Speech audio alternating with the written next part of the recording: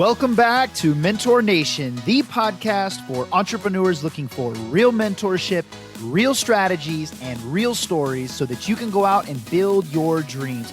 I'm your host, John Abbas, and it's time for another episode, so buckle your seatbelt and let's go. Hey guys, welcome back to the Mentor Nation podcast. John Abbas here, and I can't believe I'm telling you guys this, but this is episode number 30. I literally cannot believe it's been 30 weeks that this show has been live, and man, I'm just excited. Something that started out as just a little bit of a passion project has turned into so much more, just being able to interview incredible people and impact an audience by, just distilling people that have done incredible things and taking their wisdom and repackaging it and delivering it to you guys in a way that it might resonate with you or help you with something. And so I'm excited for these 30 weeks. I'm excited for the next 30 weeks and the next 30 years. This has just been an incredible time, and I want to thank you guys for being listeners. And so today, I want to do something a little different. I figure my 30th episode, why not just do a solo episode, speak to you guys about something that's really important to me that I've put together for you guys, and just really come from the heart. No major editing on this episode. I'm not going to, fine tune it. I just want to share something with you that has helped me that I really, really believe will help you. So let's just get right into it. So, one of the things that I've realized is, there's a lot of business podcasts out there. And what I've learned is if you read enough books, if you listen to enough podcasts, you will see that although there are a lot of patterns to success, a lot of really successful people are doing similar things. Many people point out like different things as being like the most important ingredient to success. Some people will say it's focus, and some will say it's commitment and consistency. Others will say it's just working harder than everyone else. Some authors will say the secret to success is finding your passion and doing what you love. Me personally, I believe all of these are true. There are literally 50 different things that contribute to success in anything. And frankly, I agree with all of them. But today on this podcast, I want to cover one that is just rarely talked about. One that me personally, I feel that is more important than almost all of the others, but for some reason just seems to be overlooked by many of the greatest thought leaders in the world. At least I haven't read a book or listened to a podcast where this was covered in detail, and so I want to do it. And so what I want to talk about today is what I like to call the Big Domino. Now, where I got that term was a podcast episode that literally changed my life.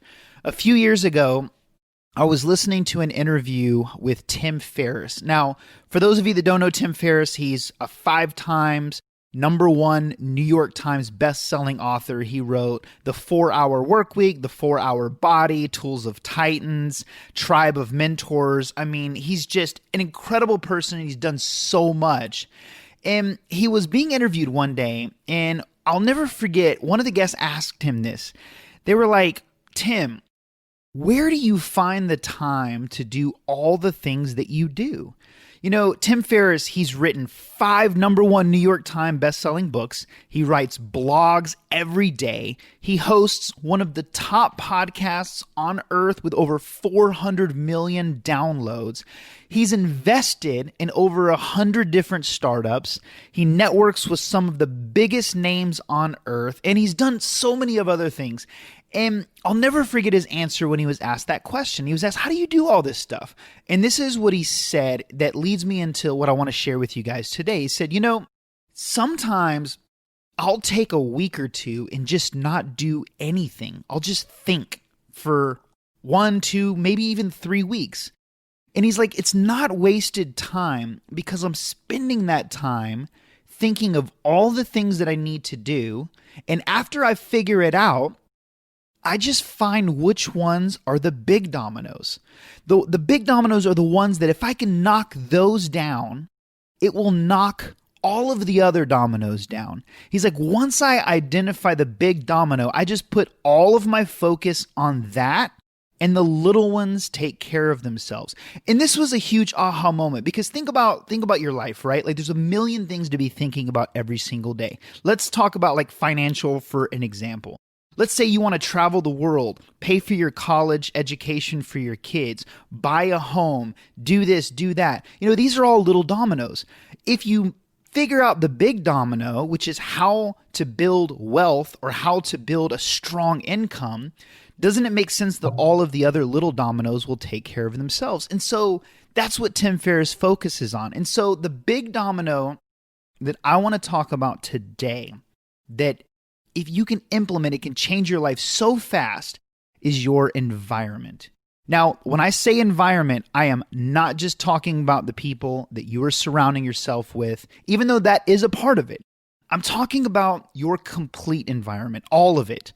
The environment in which you operate will either bring you down or force you to step up your game. Now, let me explain, and I want you to pay attention to this, because setting this up properly can change your life faster and more effectively than almost anything else. This single thing literally revolutionized my life in a very, very short period of time.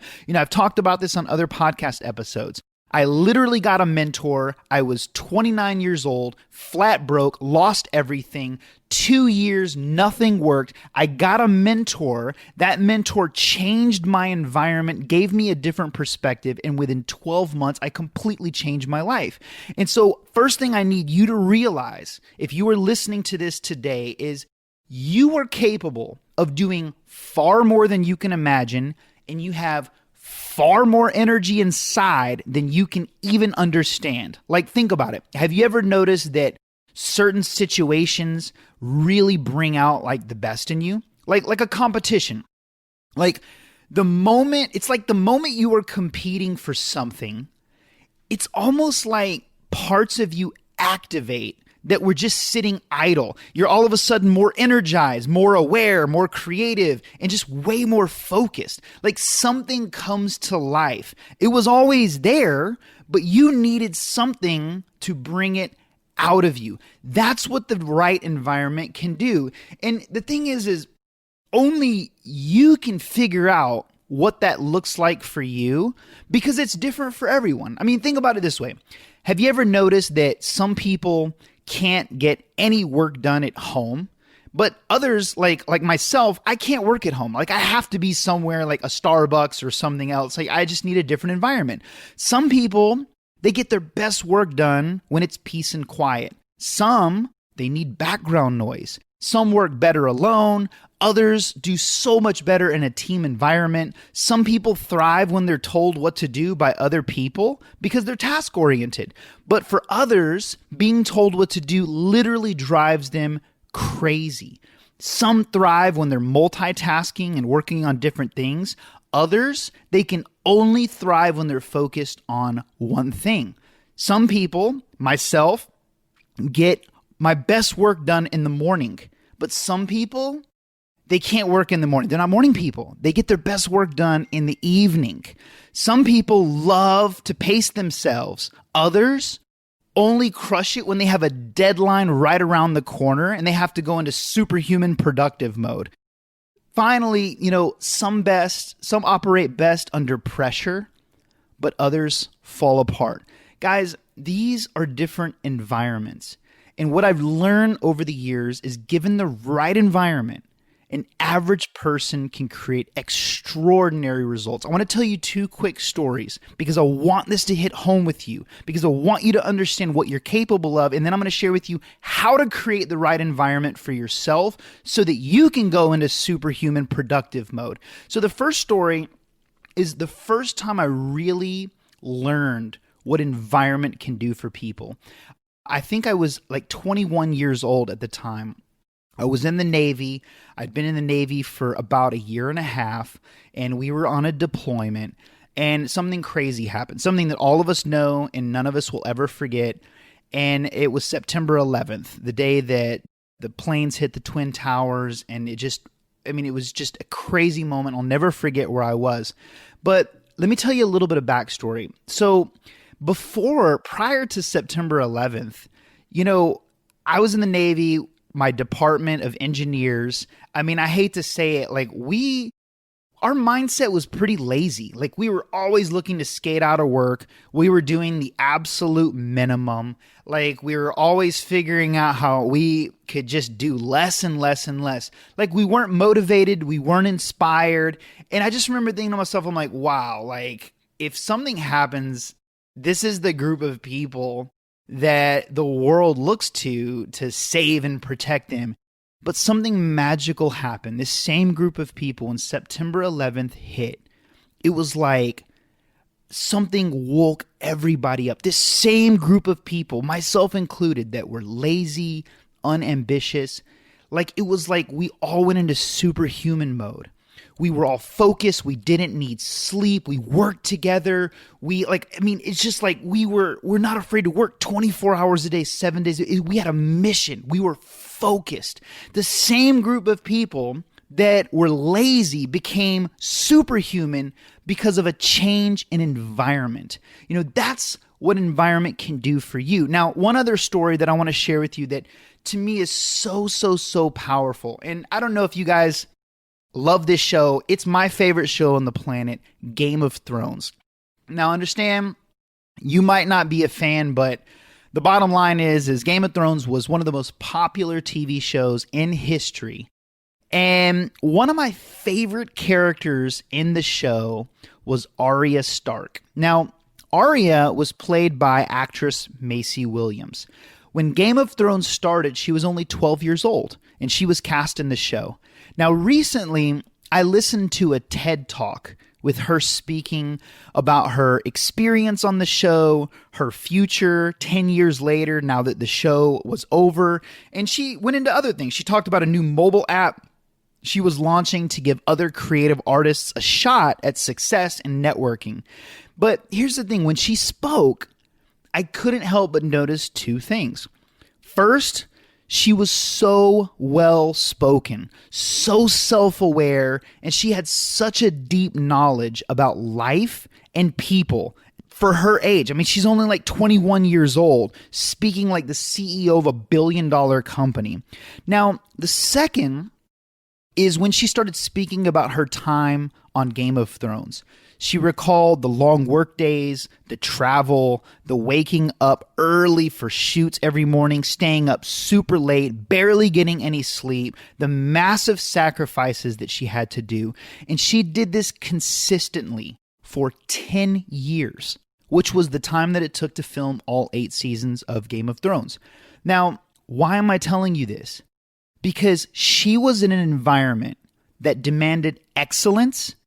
And guess what? She became excellent. The directors, HBO, the fans demanded a world-class performance, and that expectation created an environment where a 12-year-old girl became a world-famous actress, a world-famous public speaker, an entrepreneur, and an activist. See, we are all capable of incredible things given the right environment. And yes, I'm talking to you.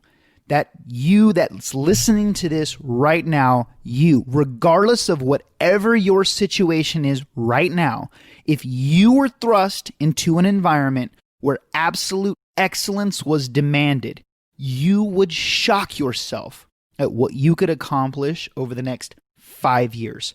The right environment has made children famous, turned homeless people into millionaires, introverts into world-famous public speakers, and troublemakers into inspiring leaders. We all have this thing inside of us that only the right environment or the right motivation or inspiration will bring out.